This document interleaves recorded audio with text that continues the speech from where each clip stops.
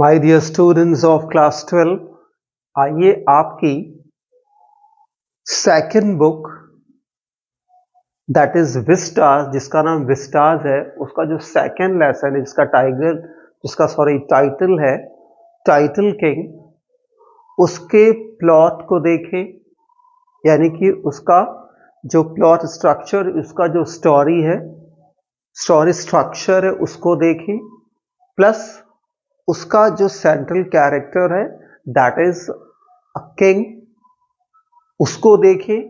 Plus जो writer का intention है इस जो है स्टोरी को लिखने का, उसको समझें। और ये चीजें अगर जो हम समझ रहे हैं, it means you are going to do absolutely fine in your upcoming board exams। अगर आप ये चीजें समझ रहे हैं, इसका प्लॉट स्ट्रक्चर प्लस जो central character that is the protagonist, जिसका प्रोटैगनिस्ट है दैट इज अ किंग, वो प्लस जो एक्चुअली राइटर का, कल्कि का जो अप्रोच और इंटेंशन है इस स्टोरी को लिखने का, अगर ये तीन चीजें आप प्रॉपर वे में समझ रहे हैं, इट मीन्स आप सब कुछ समझ रहे हैं। और सिर्फ तब आपको सिर्फ और सिर्फ एग्जाम में जा करके लिखना होगा। कोई भी क्वेश्चन आता है, आपको दिमाग में इसका प्लॉट स्ट्रक्चर रखना है, इसका सेंट्रल कैरेक्टर रखना है, प्लस जो राइटर का इंटेंशन है, मोटिव है, पर्पस है, ऑब्जेक्टिव है, इसको लिखने का वो रखना है। तो आइए हम देखते हैं द टाइगर किंग, ये इसका टाइटल है स्टोरी का। कल्कि, इसकी जो राइटर है जिनका एक्चुअल रियल नेम है रामास्वामी कृष्णा मूर्ति, ये एक जो है वुमन राइटर है। इसमें वो जो एक्चुअली जो किंग है, जो बाईगॉन ईयर्स के, पर्टिकुलरली जो हमारे ब्रिटिश रूल के टाइम के जो किंग थे, उनकी जो अप्रोच ऑफ थिंकिंग थी, अप्रोच ऑफ डूइंग थी, प्लस उनका जो एक तरह से आप कह सकते हैं उनकी जो लाइफ स्टाइल थी, उसको कल्कि इस जो है अपने प्रोटैगनिस्ट के थ्रू क्या कर रही हैं, लैम्बास्ट कर रही हैं। लैम्बास्ट यानी कि क्रिटिसाइज कर रही हैं। बट वो इस तरीके से क्रिटिसाइज करती हैं कि हम इसको एंटरटेन भी बहुत करते हैं। दिखाना चाहती हैं कि कैसे जो है ब्रिटिश रूल के टाइम में जो हमारे कंट्री के किंग हुआ करते थे, और उनका ऑब्जेक्टिव क्या होता था लाइफ का, उनका जो है पर्पस ऑफ लाइफ होती क्या थी, उनका रूटीन क्या होता था, किस तरह का वो एक्चुअली लाइफ गुजारा करते थे। देखते हैं सिनॉप्सिस यानी मेन पॉइंट इसका जो क्या है।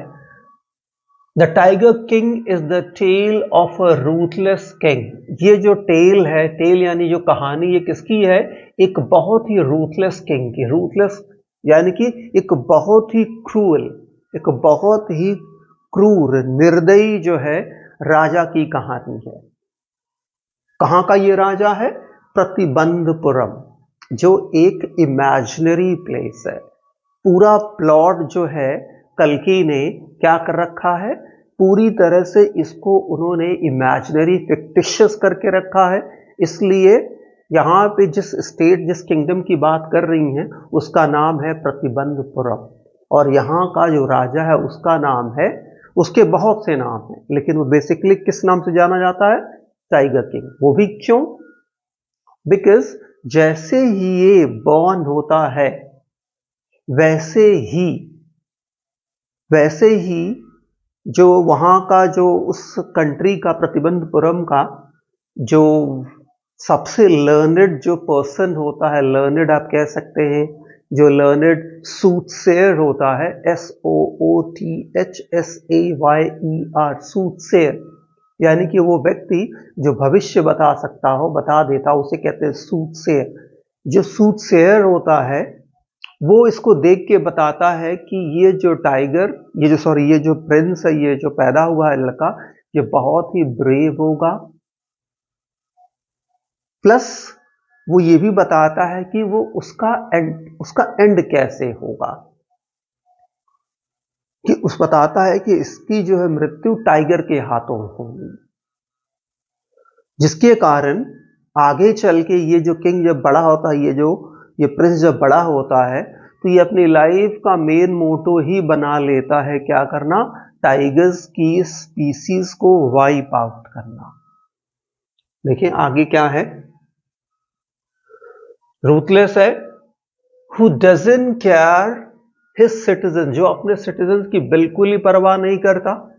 Since he is predicted to be killed by the 100 tiger, चूंकि वो जो सूटसेयर है, जो जो वो ज्ञानी व्यक्ति है जो बोलता है कि इसकी हत्या जो है 100वें टाइगर के द्वारा होगी, he is bent upon wiping out the species of tiger.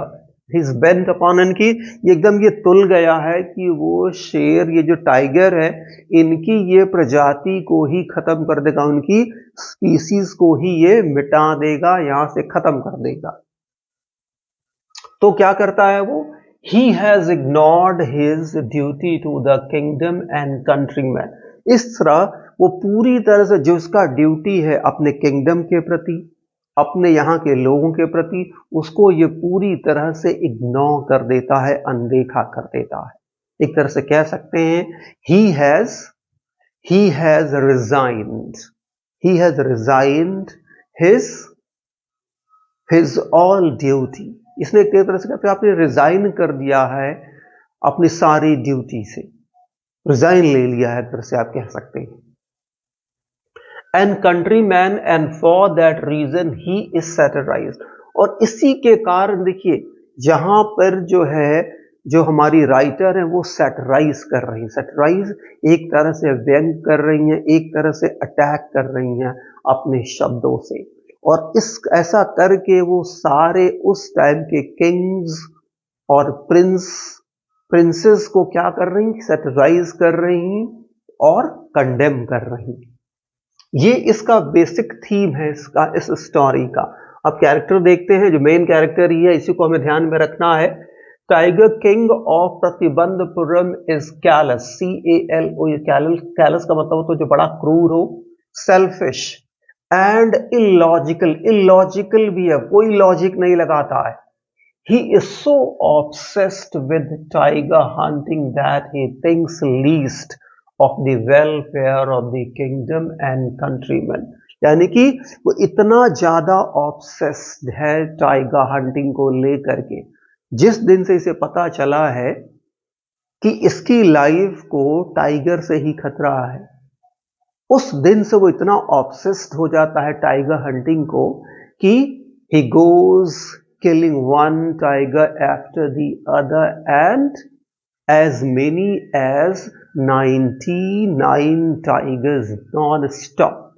और जिस दिन से इसे पता चलता है ये बात, उस दिन से ये टाइगर हंटिंग शुरू करता है, और एक के बाद एक 99 टाइगर्स को ये मार देता है। और जब 100वां टाइगर इसको नहीं मिलता है, तो देखिए पहले से ही ये अपनी कंट्री के लोगों के लिए कुछ नहीं कर रहा। जब 100वां टाइगर नहीं मिलता है तो सारा गुस्सा ये अपने कंट्री के लोगों पे उतारना चाहता है, उन्हें और ज्यादा एक्सप्लॉइट करना चाहता है, और क्या करता है, वो टैक्स डबल कर देता है या टैक्स लगा देता है उनके ऊपर, सिर्फ इसलिए that is unable to find the 100 tiger to complete his tally of killing 100 tiger. 100वां टाइगर मार करके वो क्या करना चाहता है, अपना जो 100 टाइगरों की जो टैली है उसका नंबर ये पूरा करना चाहता है।